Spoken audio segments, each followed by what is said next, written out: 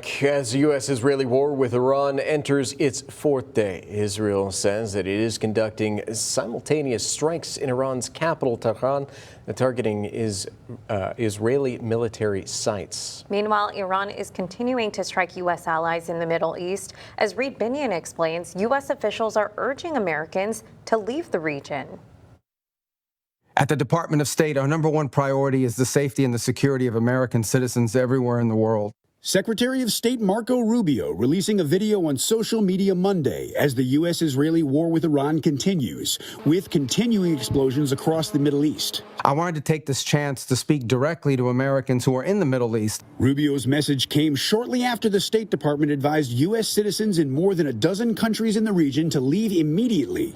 That included countries like Saudi Arabia, where the U.S. embassy in Riyadh was struck by suspected Iranian drones. That embassy now closed, as well as the U.S. embassy in Kuwait. In the U.S., Democratic lawmakers speaking out against President Donald Trump's decision to go to war with Iran. There was no imminent threat to the United States of America by the Iranians.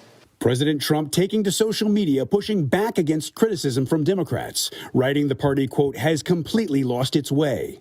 Many Republican lawmakers standing by the president. The commander-in-chief of our armed forces has the latitude that any commander-in-chief, any president always has, because they have a set of information that is sensitive, timely, and urgent. I'm Reed Binion reporting. So the airstrikes against Iran by the United States and Israel have emotions running high here at home as well. The strikes killing Iran's supreme leader Ayatollah Ali Khamenei.